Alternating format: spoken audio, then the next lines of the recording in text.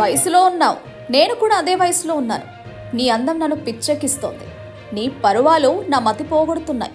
అందుకే ఇలా వచ్చాను. ఎటువంటి అచ్చాదన లేకుండా నీ ముందు నిలిచాను. నువ్వు కూడా అలానే మారిపో.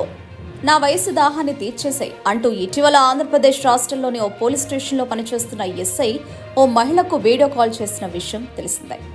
అతడి వేధింపులను కొంతకాలంగా మౌనంగా భరిస్తున్నామే తట్టుకోలేక ఈ వ్యవహారాన్ని బయటపెట్టింది. అతడు వీడియో కాల్ చేస్తున్న వ్యవహారాన్ని మొత్తం రికార్డ్ చేసింది. దీంతో ఎస్ఐ రాజశేఖర్ బండారం మొత్తం బయటపడింది. ఈ విషయాన్ని తీవ్రంగా పరిగణించిన సత్యసాయి జిల్లా ఎస్పీ విచారణకు ఆదేశించారు. ఉన్నతాధికారుల విచారణలో ఎస్ఐ రాజశేఖర్ తప్పు చేశాడని తేలింది. సదరు మహిళ తన స్నేహితురాలు విడాకుల విషయంలో భరణానికి సంబంధించి ఎస్ఐని సంప్రదించినట్టు తెలిసింది. కేసు పరిష్కారాన్ని పక్కన పెట్టి ఆ మహిళపై కన్నేసిన ఎస్ఐ ఫోన్ నెంబర్ తీసుకున్నాడు. ఇక అప్పటి నుంచి ఆమెను వేధించడం మొదలుపెట్టాడు.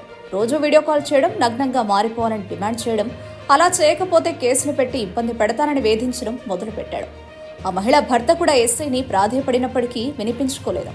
దీంతో ఇటీవల ఆ ఎస్ఐ ఆ మహిళకు వీడియో కాల్ చేసి తీవ్రంగా ఇబ్బంది పెట్టాడు. ఈ వ్యవహారం మొత్తాన్ని వీడియో రికార్డ్ చేసి ఆమె మీడియాకు పంపింది. ఈ విషయం మొత్తం సత్యసాయి జిల్లా ఎస్పీ దృష్టికి వెళ్లడంతో ఆయన శాఖపరమైన చర్యలకు ఆదేశాలు జారీ చేశారు.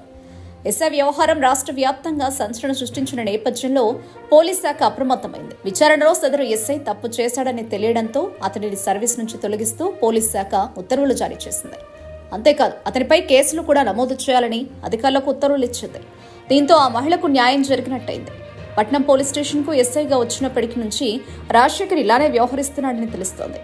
పైగా వివిధ కేసుల నిమిత్తం పోలీస్ స్టేషన్కు వచ్చిన మహిళలతో అనుచితంగా ప్రవర్తిస్తున్నట్లు ఉన్నతాధికారుల విచారణలో తేలింది.